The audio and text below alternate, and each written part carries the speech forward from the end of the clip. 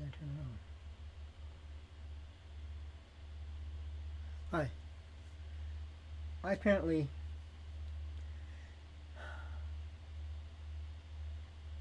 created the folder for a song about President Biden's speech to Israel and America. I don't see the video there, or the wave video about that.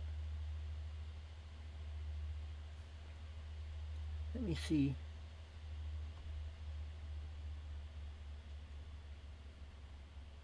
if possibly it's in one of these videos.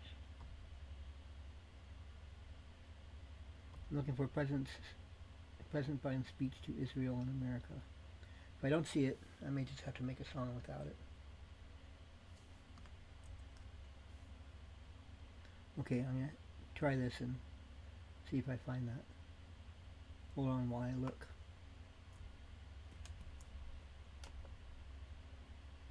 President Biden's speech to Israel and America. Okay, so I didn't find it, but I think I recalled seeing it or watching it.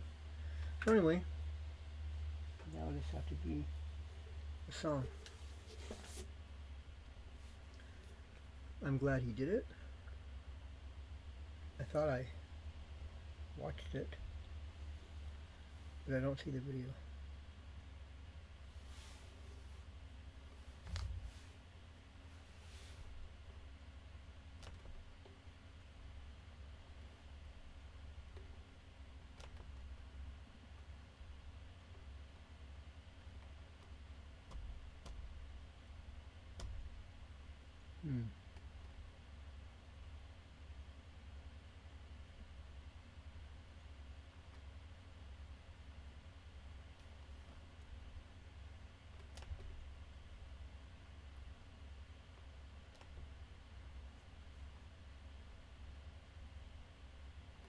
Okay, President Biden's speech to Israel and America.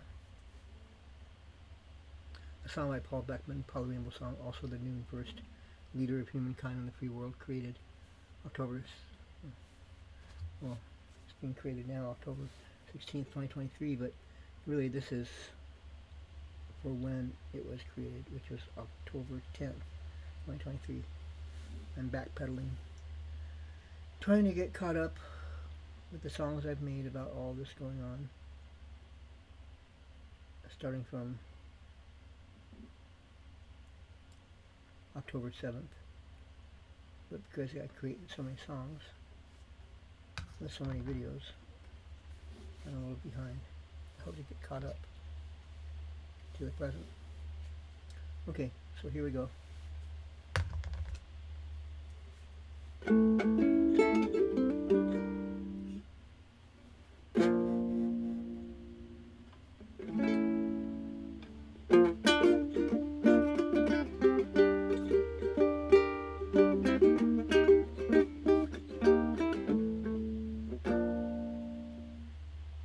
Let's start from scratch. I said let's start from scratch.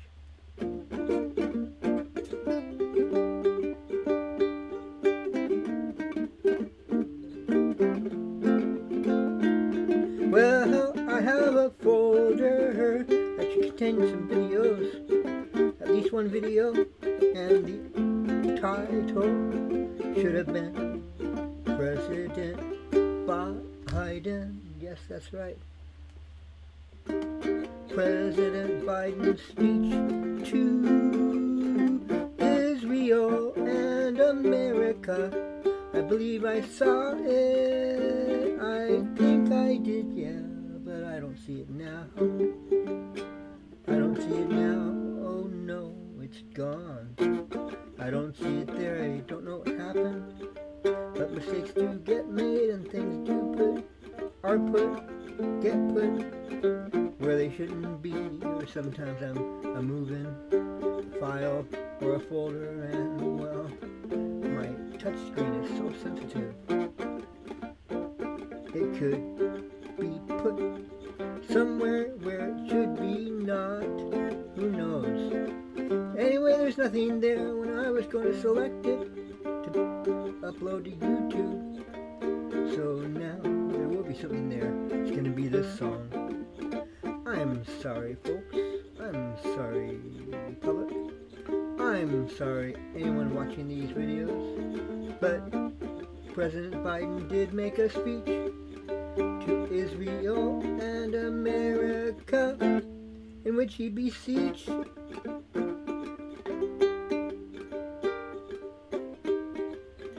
Israel and America to understand that you just can't let people who do this to get away with it.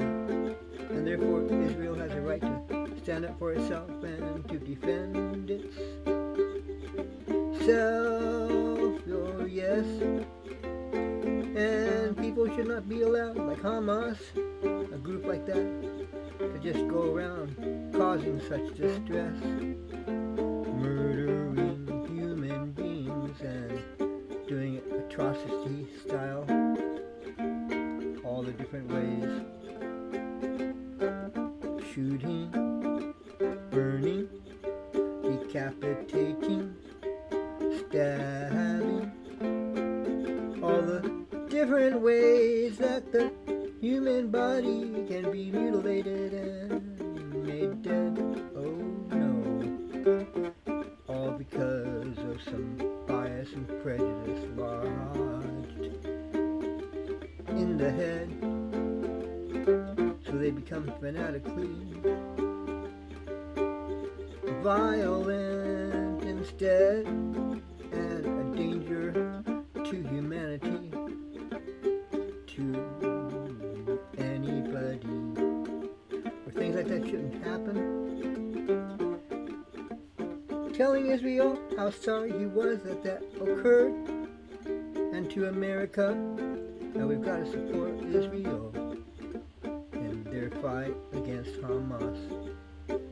That's largely what he talked about, while at the same time trying to stand up to make sure that the rules of war are followed explicitly, and fairness and compassion are offered to civilians who might be in the crossfire. He talked about things like that, and how he was sending more strength to the Middle East, and to tell other actors, other countries and governments not to think about interfering. America was sending its strength that way in fleets to stand up and say, look, Israel is not alone. After what's happened, we're going to back them up. And President Biden's a good influence on Prime Minister Netanyahu to make sure that he also follows and goes by the rules of war and fairness. Whereas Hamas did not. You can tell. And for that, Hamas will have to pay. Will have to pay. Because it sickens the stomach in every way. What they did, as well as the things that they do, apparently, by using Palestinians in the Gaza Strip as human shields, for which they are put in harm's way just to protect Hamas's weapons and missiles, and them and their leaders, while they hide underground under hospitals and other places, so on. It's a task Israel has before it. President Biden said we're not sending in troops, but maybe some people to help them with the logistics and hostage crisis situations. Besides which, Some Americans are held hostage too, so we have to get them out. Well, that's a lot about what the speech was about, largely. A reassurance. The help is on its way. Yay, President Biden. What a good president you are. Good, good, good, good. Defending democracy, whether in Ukraine or in Israel, defending what is right, that should be preserved in the world. How many of the presidents would give that a whirl? Certainly not Trump. He never did and never will.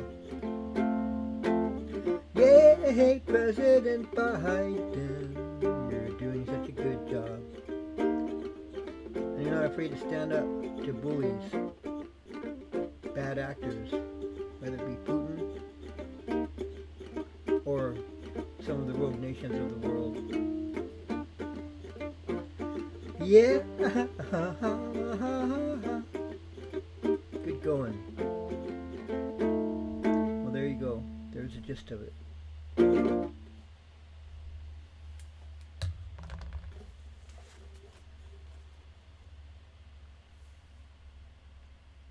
tense and somber mood right now, and we do have, with all of our family members are accounted for, but we do have nephews and a niece who are in the Israel Defense Forces, who are in the IDF, and grandnephew, grandniece. So we're tense, but hopeful, very, very hopeful. Today, you witnessed folks lining the streets as the family of a soldier who was killed took his body to be buried. Tell us about that. Yes, in our neighborhood, tragically, one of the numerous Israeli soldiers who were killed in Saturday's attack was laid to rest. He was killed on Saturday. They couldn't bury him until today, Wednesday, which, as you know, in Jewish law, we are buried as quickly as possible once we leave this physical world. But that couldn't take place because there are so many burials that are going on in the country now. And the residents of the neighborhood all wanted to line the streets holding Israeli flags and giving strength to the family as they were taking their son to the cemetery to be laid to rest. And there's also a vigil of teenagers that took place the other night of singing together, holding on to each other. This was a very, very moving experience for me as a rabbi. Of course, I've conducted many funerals, but seeing an young Israeli soldier, only 21 years old, Roe Weiser, being laid to rest was very, very moving, and I kind of put so much into perspective. These attacks took place not only in the 50th anniversary of the Yom Kippur War, which was also a sneak attack on Israel, but they took place on the Shabbat, or the Sabbath, also on a Jewish holiday. Yes. And Saturday was the deadliest day for the Jewish people since the Holocaust. I don't know if you knew that day or you knew it a day or two later. Did you have services Saturday morning? What was Saturday like? Saturday was disjointed. I went to services as I always do. The services began at 8 o'clock in the morning, and it's about a 10-minute walk or so. We don't drive on Shabbat, so, and the holiday. I walk to the synagogue, and the president of the synagogue made an announcement that there were sirens in the south and in Jerusalem, and just let us know where the shelters were. And it didn't take very long, maybe 25 minutes before a siren went off. And we all rushed to the shelters. Actually, I never made it into a shelter. Wasn't room for me. I was in a stairwell. Then we went back at 10 minutes, all clear. We went back into the services, and very shortly afterwards, a second siren went off. and this time I was able to get into a shelter. Somebody from the local security team came and told us all in Hebrew that the danger was at a high level, and the rabbi decided that he was going to suspend services. The most dangerous part of the day for me was that 10-minute walk back to my apartment, where I was just utterly exposed. And when I got back to the apartment, ultimately there was a third siren, and thank God we have a safe room here, and we went into the safe room.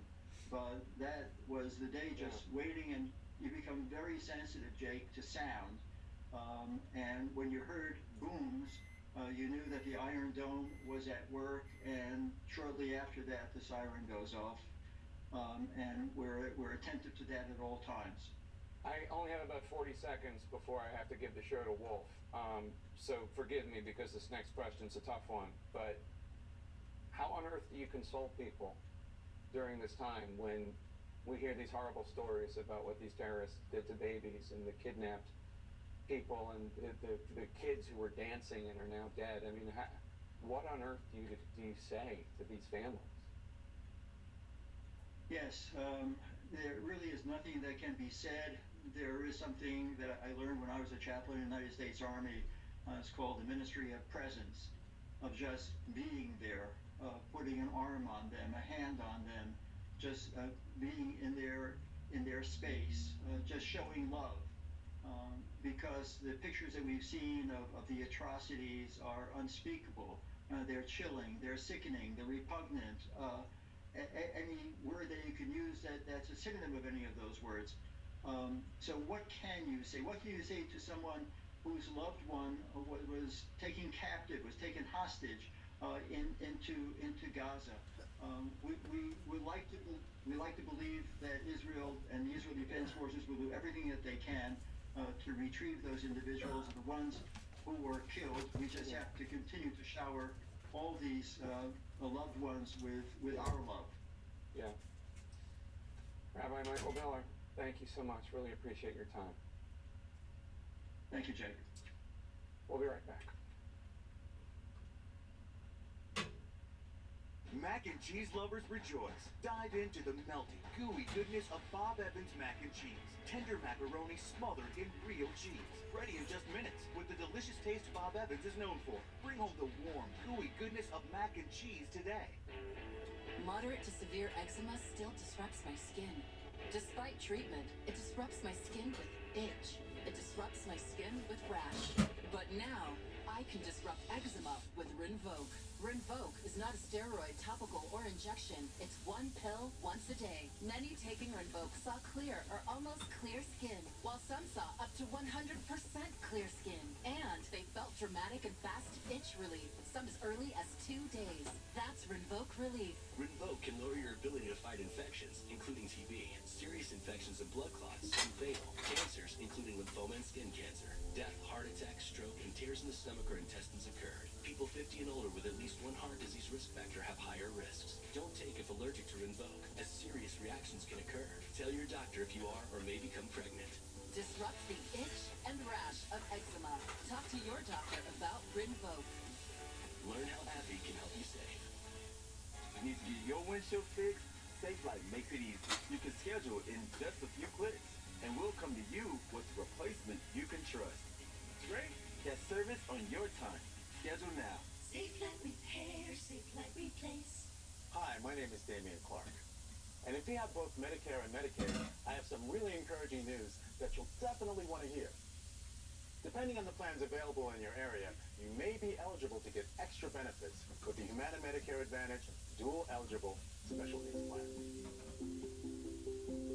All these plans include a Healthy Options allowance, a monthly allowance to help pay for eligible groceries, utilities, rent, and over-the-counter items like vitamins, pain relievers, first aid supplies, and more. The Healthy Options allowance is loaded onto a prepaid card each month, and whatever you don't spend carries over from each month. Other benefits on these plans include free rides to and from your medical appointments. You pay nothing for covered prescriptions all year long. All plans have dental coverage, which includes 2 free cleanings a year, fillings, and a yearly exam. They also have vision coverage, including vision exams and a yearly allowance towards eyewear such as lenses, contacts, and hearing coverage, which includes routine hearing tests and coverage for hearing aids. You'll also have a $0 copay for the shingles and other routine vaccines at in-network retail pharmacies. Plus, your doctor, hospital, and pharmacy may already be part of our large Humana network. So call the number on your screen now. Speak with a licensed Humana sales agent.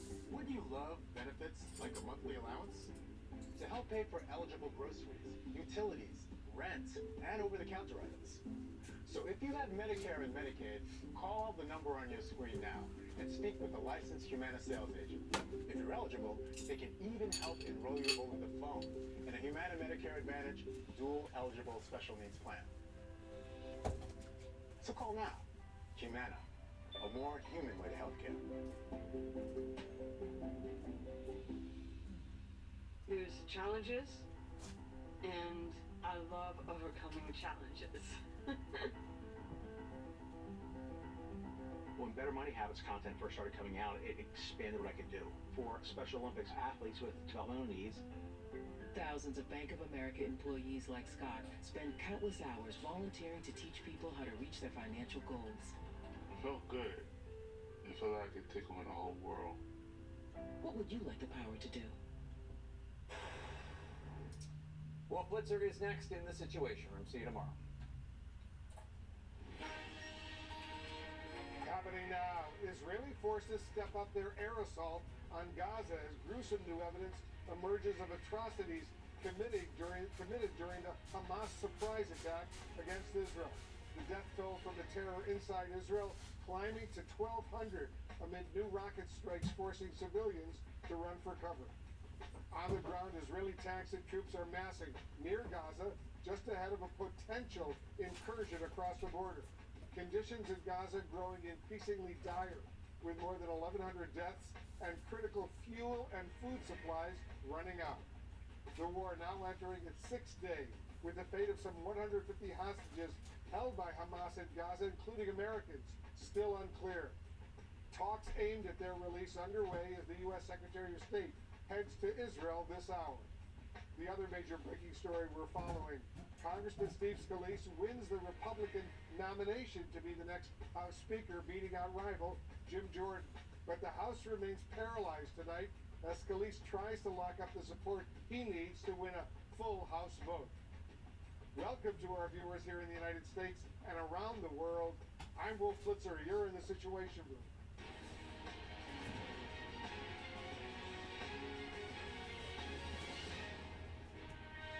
This is CNN Breaking News. Tonight, Israeli leaders are renewing their vow to crush Hamas as the world is getting a fuller picture of the scope and the horror of the Hamas attack that triggered this increasingly deadly Middle East war. Our correspondents are covering all the breaking news on multiple fronts. First, let's go to our chief international correspondent, Clarissa Ward. She's joining us from Ashdod in Israel. Clarissa, you were among some of the first journalists to see the kibbutz, where a small Israeli farming community at that kibbutz, where more than 100 people were killed by Hamas on Saturday. Tell our viewers what you saw.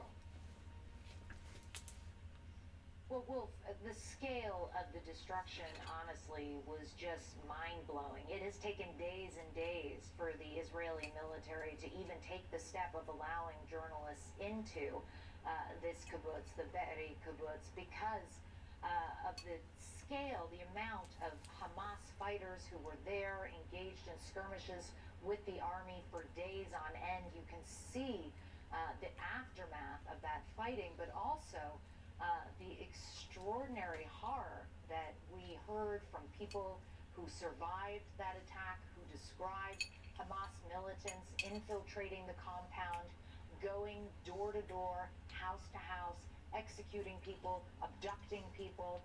Very striking in some of these eyewitness descriptions how calm, how eerily at ease these Hamas fighters were. There wasn't any sense that they were in a particular hurry, that they were panicking.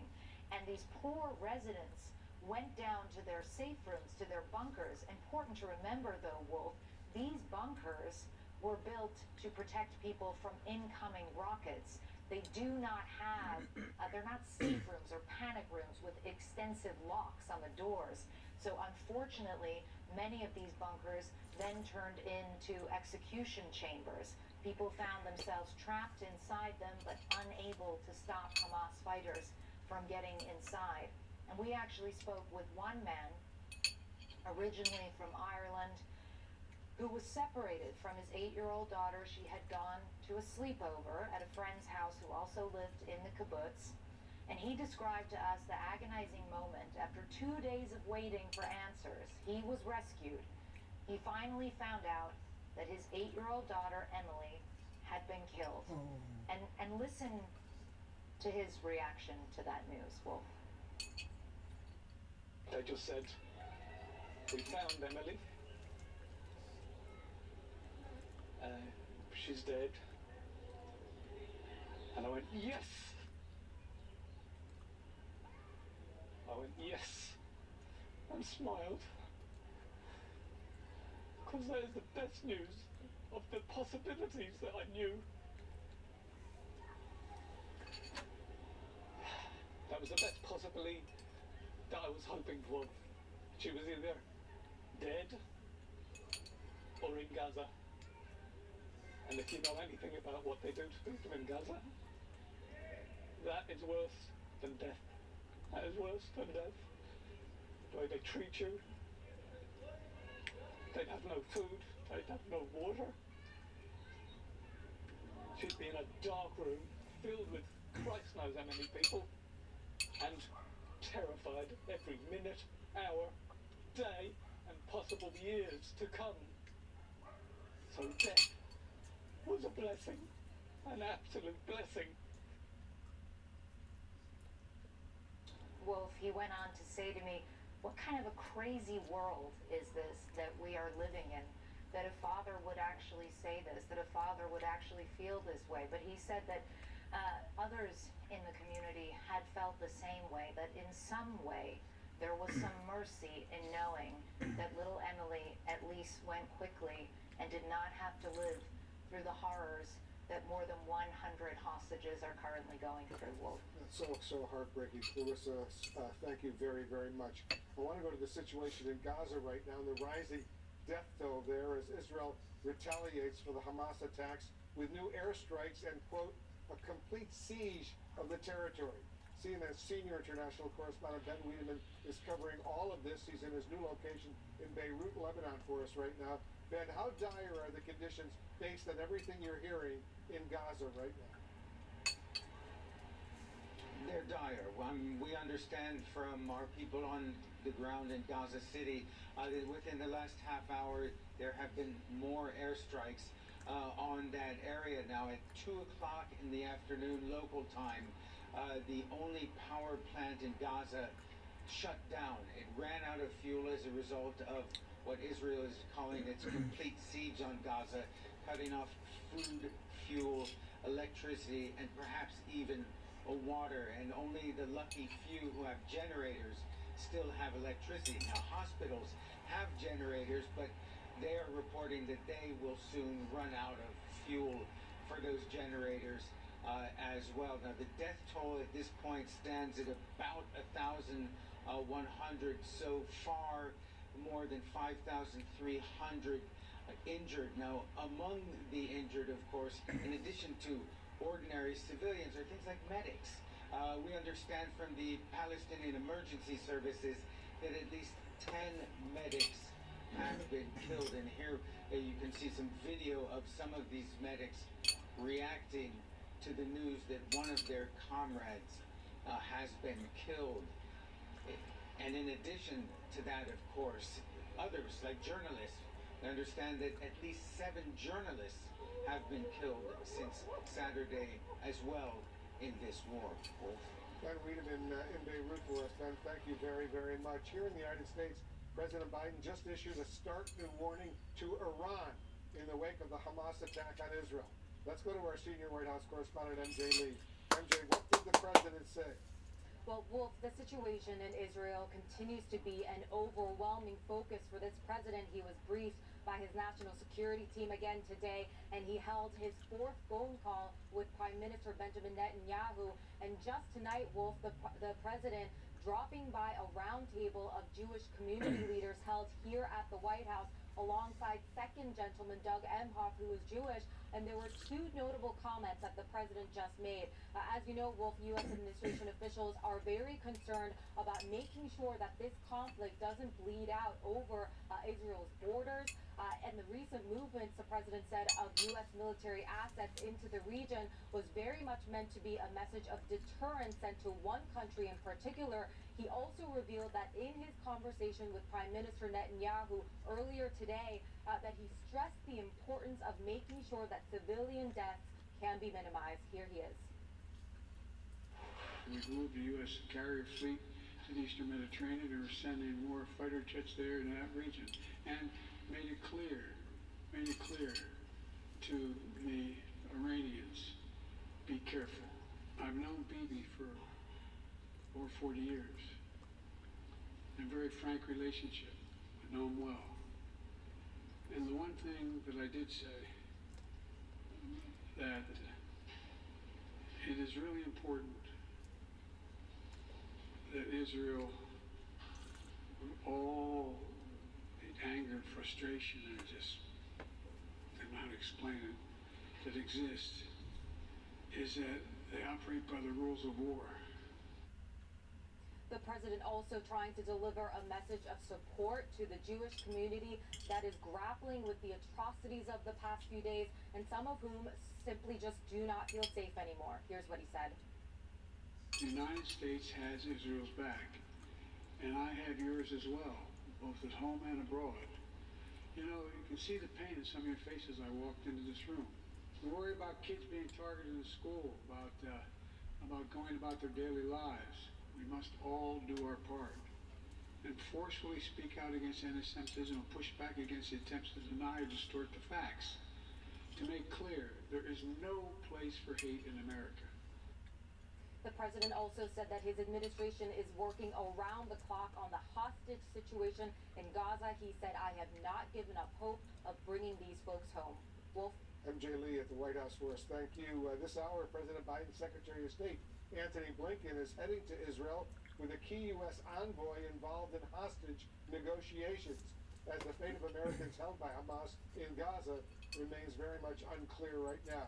Let's bring in our chief national security correspondent, Alex Marquardt. Alex, take us inside the administration's efforts on the hostages being held by Hamas. Well, Wolf, it's clear that this is a huge priority for the Biden administration. They're devoting an enormous amount of resources to figuring out where these hostages are and to getting them out. You mentioned that senior State Department official who works on hostage affairs going with Blinken to Israel. We also know that FBI negotiators and agents are also involved, as well as the intelligence community, trying to figure out how those hostages were taken, where they are now. We've also learned from the Defense Department that there is a special forces team on the ground in Israel that is there to help with intelligence and planning. That's according to the Secretary of Defense. In terms of the numbers that we're talking about, Wolf, the Israelis have said that around 150 people have been taken hostage by Hamas in Gaza. There are still around 17 Americans who are unaccounted for. That doesn't necessarily mean that they are hostages. We did hear from the White House's John Kirby that a very small number of Americans, less than a handful, he said, are among those 150, but it's also very difficult to figure out where they are. They could be in bunkers, they could be in tunnels. There are different groups among Hamas, so that's very complicated. Here's a little bit more of what Kirby had to say earlier. We don't know where they are. We don't know if they're all in one group or broken up into several groups. We don't know if they're being moved and with what frequency and to what locations. All of those questions we're working hard to answer. Wolf, we've also reported that the nation of Qatar is helping out. They are in direct contact with Hamas. Unclear what success they've had in terms of getting in touch. President Biden has said that the full force of his administration is behind this effort. He did not want to detail all of the efforts, he said earlier today, because then I wouldn't be able to get them home.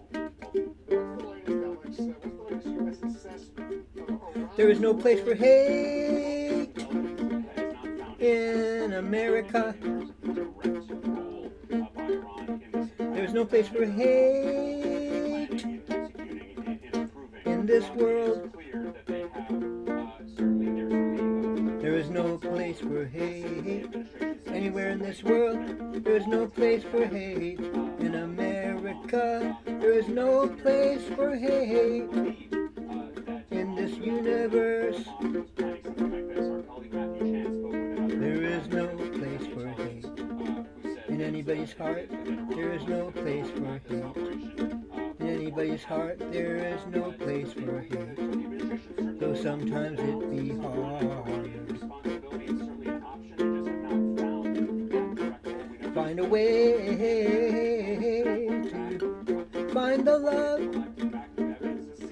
and let it go out universally.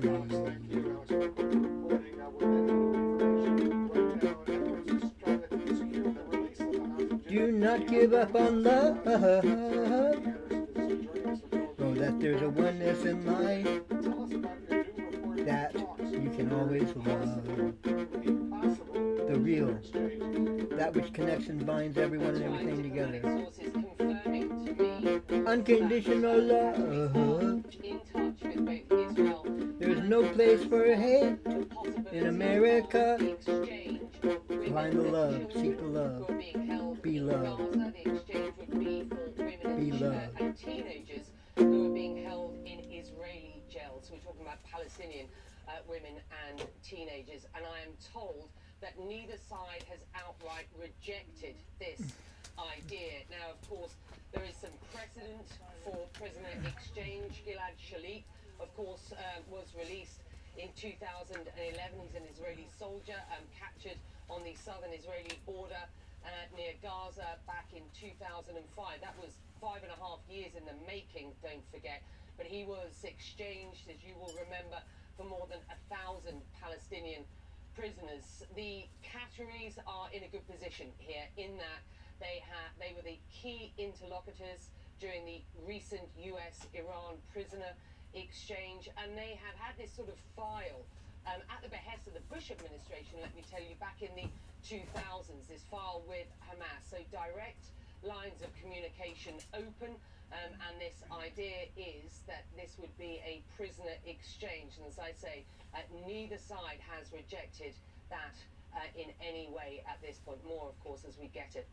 We'll see what happens on that front. Becky Anderson, thank you very much. Just ahead, there's more breaking news we're following. Growing uncertainty right now over the House speakership as Congressman Steve Scalise wins the Republican nomination for the job but still faces holdouts within his own party.